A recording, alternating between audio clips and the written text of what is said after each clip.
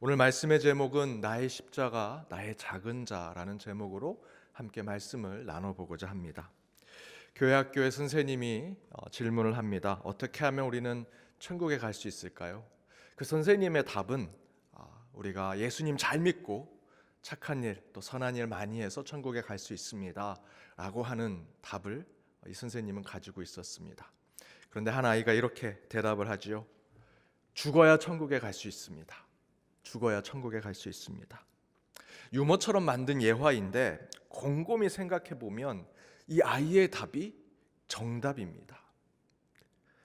저와 여러분은 죽어야 천국에 가죠. 그런데 그건 육신의 죽음만을 이야기하는 것은 아닙니다. 물론 이 아이가 육신과 영혼에 대한 죽음까지 이야기해서 이렇게 표현한 것은 아니겠죠. 하지만 이 아이의 답에는 더 진실된 것이 담겨져 있습니다.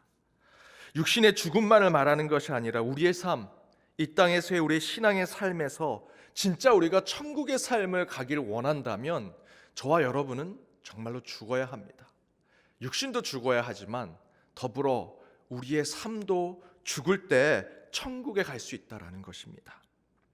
그리스도와 함께 죽을 때 우리는 주님이 계신 천국을 갈 수 있습니다. 십자가 위에서 하나님 예수 그리스도와 함께 죽을 때 우리는 천국의 삶을 보장받는 자들이 될 수 있다라는 것입니다. 1세기 로마 제국이 고안한 가장 잔인한 사형 제도가 십자가형이라고 합니다. 단순히 십자가에 달려 죽는 것으로 잔인한 것이 아닙니다. 십자가에 달리기까지 먼저 채찍을 맞고요. 그 가운데 사람들에게 조롱을 받고 부끄러움을 당합니다. 그리고 그 십자가가 달릴 그곳을 향해서 자기가 죽어야 할 그 십자가를 짊어지고 그곳까지 가야 합니다. 자기가 죽을 그 사형틀을 짊어지고 자기가 죽을 그 장소까지 걸어가는 것, 전적인 자신이 죽어야 할 것들을 다 보여주는 것이 십자가형이었습니다. 심리적으로는 완전한 죽음을 죽기까지 경험하게 하는 것입니다. 마지막 끝까지 내 정신적인 상황도 이제 내가 죽는구나 라는 것을 경험하게 하는 것이 십자가형입니다. 매를 맞고 조롱을 맞으며 마지막에는 옷이 벗겨집니다. 아무것도 입지 않은 채 십자가 위에 매달리는 것이죠. 이미 정신적으로 자기 자신을 포기하게 만드는 것이 십자가형입니다. 그 십자가에 달려 바로 죽는 것이 아닙니다. 피가 말려 죽는 겁니다. 많은 사람들이 지켜보는 가운데 정서적으로 피가 마르고요.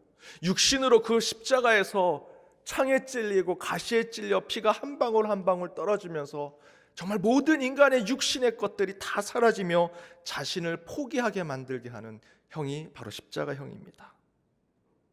다른 표현으로 얘기하면 죽음에 완전히 복종하게 만들어서 철저하게 죽음을 맞이하게 하는 것이 십자가였습니다. 그런데 놀랍게도 예수님은 바로 그 십자가형을 우리를 구원하시는, 우리의 생명을 다시 회복시키시는 하나님의 도구로 사용하셨습니다. 완전한 죽음을 맞이할 때 비로소 우리는 완전한 구원이 이루어진다는 것입니다. 적당한 죽음이 아닙니다. 완전히 철저한 죽음을 맞이할 때 우리에게 철저한 구원, 완전한 생명을 다시 회복할 수 있다는 것입니다. 그것을 보여주신 것이 십자가였습니다. 그래서 실제로 초기 교회의 원어 사도신경을 보면 우리 한국 개신교에서 번역한 사도신경 말고요, 우리 한국의 천주교나 성공회 그리고 세계 곳곳의 모든 교회들이 사용하는 사도신경, 원어로 된 사도신경을 보면 우리는 보통 이렇게 고백을 하지요. 본디오 빌라도에게 고난을 받으사 십자가에 못 박혀 죽으시고 장사한 지 사흘 만에 죽은 자 가운데서 다시 살아나시며 라고 하지만 원래 사도신경에는 지옥에 내려가시어 사흘 만에 죽은 자 가운데서 다시 살아났다라고 하는 표현을 고백하고 있습니다. 지금 여러분 혹시 가지고 계신 성경 가운데 앞에 사도신경이 영어로 표현되어 있는 것을 한번 살펴보십시오. 혹시 영어로 된 사도신경이 있는 분들은 보십시오. 이렇게 표현되어 있을 것입니다. He descended into hell. 그가 지옥에 내려가셨다라고 하는 표현이 나옵니다. 한국교회는 어떻게 하나님이신 예수 그리스도가 지옥에 내려가냐라고 하는 문화적 정서 때문에 그 구절을 뺐지만, 사실은 원어 그대로 한다면 이 표현을 우리는 사도신경으로 신앙 고백을 해야 합니다. 이 구절의 신학적인 상징은 물리적으로 예수님께서 지옥에 내려갔느냐 아니냐라는 것을 따지는 것이 아닙니다. 지옥에 내려가실 정도로 예수님은 철저한 죽음을 맞이하셨다라는 것입니다. 그 십자가의 죽음은 단순히 숨이 끊어지면 옆에 있는 천사들이 예수님을 보좌하며 천국으로 모셔서 이제 수고하셨습니다, 천국으로 가시면 됩니다 라고 하는 것이 아니라, 그 예수님의 삶에 대한 보상의 십자가형이 아니라 어떤 얄팍한 미션 수행을 한 것이 십자가형이 아니다. 십자가는요, 완전한 죽음을 상징하는 것입니다. 따라서 우리가 십자가를 고백할 때 이 사도신경의 원어대로 예수님께서 지옥에 내려가실 정도로 완전한 죽음, 철저한 죽음이 이젠 나의 신앙 고백이 되겠습니다라는 것으로 우리의 신앙을 표현해야 합니다. 우리도 신앙 고백에서 He descended into hell, 그분도 지옥에 내려가셨습니다 라고 하는 표현으로 우리의 죽음이 완전해야 한다라는 것을 신앙으로 고백해야 합니다. 그걸 예수님이 지옥에 내려갔네 안 내려갔네 따지는 신학 이론이나 논쟁을 하자는 것이 절대로 아닙니다. 저는 그런 말 논쟁에 여러분이 빠지길 원하지 않습니다. 여기서 중요한 것은 저와 여러분이 예수의 길을 쫓아가길 원하느냐라는 것을 묻고 싶은 것입니다. 예수님은 우리에게 그런 완전한 죽음, 완전한 복종, 순전한 순종의 모습을 십자가를 통해서 우리에게 깨닫게 해주고 계십니다. 이에 대해서 우리는 어떻게 그 예수 그리스도의 십자가를 이제 내가 짊어갈지 고민하는 것이 우리의 신앙의 삶이라는 것입니다. 사도신경의 고백만으로, 예수가 지옥에 내려갔다는 완전한 죽음에 대한 고백만으로 끝나서는 안 된다는 것이죠. 그 신앙 고백이 이제 저와 여러분의 신앙의 삶에 나타나야 한다는 것입니다. 이에 대해서 오늘 본문 38절과 39절에는 이렇게 고백하고 있습니다. 우리 성경을 펴서 함께 읽어보겠습니다. 오늘 본문 38절과 39절입니다. 함께 읽겠습니다. 또 자기 십자가를 지고 나를 따르지 않는 자도 내게 합당하지 아니하리라. 자기 목숨을 얻는 자는 잃을 것이요 나를 위하여 자기 목숨을 잃는 자는 얻으리라. 예수님이 말씀하시죠. 나의 십자가의 의미를 깨달았다면, 예수 그리스도의 십자가의 의미를 깨달았다면, 지옥까지 내려가는 철저한 죽음을 상징하는 십자가를 깨달았다면 이제 너희의 십자가를 짊어지고 가야 한다. 여러분의 십자가는 신앙의 논쟁이나 이론으로 이야기하는 것이 아닙니다. 여러분의 삶의 행동으로, 여러분의 삶의 실천으로, 여러분이 행해야 할 거룩한 책임으로 나타나야 합니다. 십자가가 무엇이냐? 토론하고 이론화하고 형이상학적인 대화를 나누는 대상이 십자가가 아닙니다. 도리어 형이하학적인, 가장 지옥과 같은 이 땅에 저와 여러분이 내려와 하나님의 사랑을 실천하라는 것이 바로 하나님의 거룩한 책임이자 사명, 그 십자가를 통해서 받은 우리의 사명이자 소명이라는 것입니다.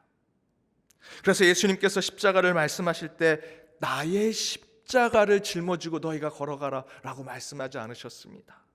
오늘 본문에서처럼 우리 각자의 십자가, 너희의 십자가, 자기의 십자가를 짊어지라고 말씀하고 계시지요. 이제 우리는 예수 그리스도의 십자가를 쫓아 저와 여러분 각자에게 주어진 자기의 십자가를 짊어지고 예수의 삶을 쫓아가는 자들이 되어야 한다는 것입니다. 그렇다면 여러분 자기의 십자가, 여러분 각자의 십자가를 짊어지고 가야 할 그 길은 무엇일까? 오늘 본문에서는 이렇게 얘기합니다. 42절 말씀 함께 찾아 읽겠습니다. 42절입니다. 또 누구든지 제자의 이름으로 이 작은 자 중 하나에게 냉수 한 그릇이라도 주는 자는 내가 진실로 너희에게 이르노니 그 사람이 결단코 상을 잃지 아니하리라 하시니라. 작은 자 중 하나에게 냉수 한 그릇이라도 주는 자에게는 결코 하늘의 상급을 잃지 않을 것이다. 작은 자, 작은 자. 우리는 주님이 주신 각자의 십자가를 짊어지고 그 삶을 살 때 바른 그리스도인의 삶을 살아갈 수 있는 것이죠. 그렇다면 각자에게 주어진 자기의 십자가는 무엇일까? 예수님처럼 우리가 누군가의 죄를 짊어지고 살아갈 수 있는 존재가 아니라면 저와 여러분은 예수 그리스도의 구원자의 삶, 그 대속의 삶을 살 수 있는 존재가 아닙니다. 그렇다면 저와 여러분이 책임져야 할 예수님의 그 삶을 쫓아가고 닮아가야 할 그리스도의 삶은 바로 오늘 42절의 말씀대로 작은 자를 위해 살아가는 것, 그것이 저와 여러분 각자가 짊어져야 할 십자가라는 것입니다. 따라서 나의 십자가는 곧 나의 작은 자에게 주님이 베푸신 그 거룩한 책임을 다하는 것입니다. 그럼 나의 작은 자는 누구인가? 먼저는 가깝게 여러분의 가족에게 최선을 다하셔야 합니다. 오늘 본문 앞부분에 대해서 때로는 가족이 싸우게 될 것이다 라고 예수님이 말씀하시죠. 여러 해석이 있지만 더불어 한편으로는 반어법적인 표현이 있는 것입니다. 도리어 그들과 화해하고 그들과 먼저 천국을 만들어야 한다는 것이죠.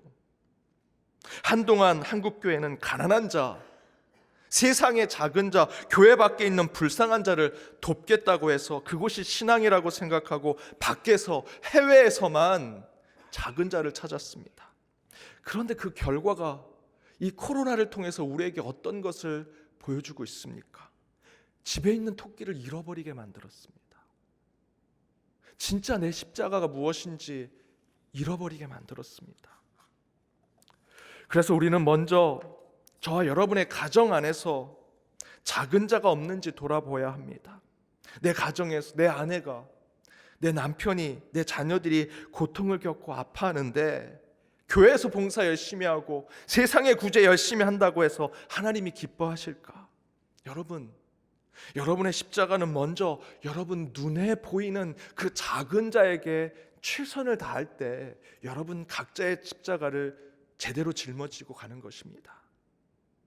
내 부모를 제대로 모시고 나서야 다른 이들에게 제5계명 내 부모를 공경하라는 그 율법을 이야기할 수 있는 것이지요. 내 자녀를 진심으로 사랑해야 다른 자녀들, 우리 교회 학교에 있는 교육부의 아이들을 사랑할 수 있는 것입니다. 내 자녀도 사랑하지 못하는데 어떻게 교회에 있는 아이를 사랑할 수 있겠습니까? 내 아내, 내 남편을 주님 모시듯 모시고 사랑해야 다른 이웃도 사랑하는 것이죠. 여러분 지금 예배드리는 이곳의 주변을 돌아보십시오.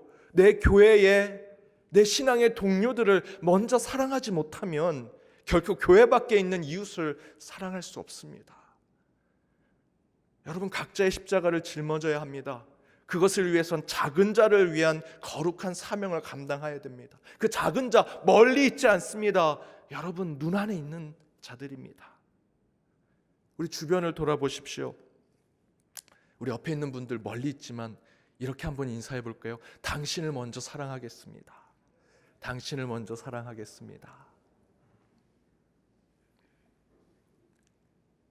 사랑하는 여러분, 먼저 우리 주변에 작은 자들을 찾아 자기의 십자가를 짊어지는 삶을 살아야 합니다. 집안에서 새는 바가지 밖에서도 셉니다. 교회에도 똑같이 적용되고 여러분 가정에도 똑같이 적용됩니다. 신앙과 영적으로도 똑같이 적용됩니다. 내 자녀, 내 남편과 아내, 내 가족들 사랑하지 않으면 다른 사람 사랑할 수 없습니다. 교회 안에 우리 신앙의 동료들을 뜨겁게 사랑하지 않으면 결코 세상의 구제와 봉사하는 것 의미가 없습니다. 자기의 십자가, 그것을 위한 작은 자를 위한 삶, 다른 곳에 찾지 마십시오. 여러분 가까운 곳에 있습니다. 따라서 반드시 저와 여러분은 먼저 내 가정, 내 교회, 내 일터, 그리고 내 마음의 신앙을 살피고 그 후에 하나님이 허락하신 밖에 있는 작은 자들을 보살펴 각자의 십자가를 온전히 짊어지고 가는 저와 여러분이 되어야 하겠습니다. 사랑하는 여러분, 오늘 말씀대로 여러분 각자에게 주어진 자기의 십자가를 짊어지십시오. 그 거룩한 때로는 부담감이 있지만 그 거룩한 사명에 충성을 다하시기 바랍니다. 그것은 다른 것이 아닙니다.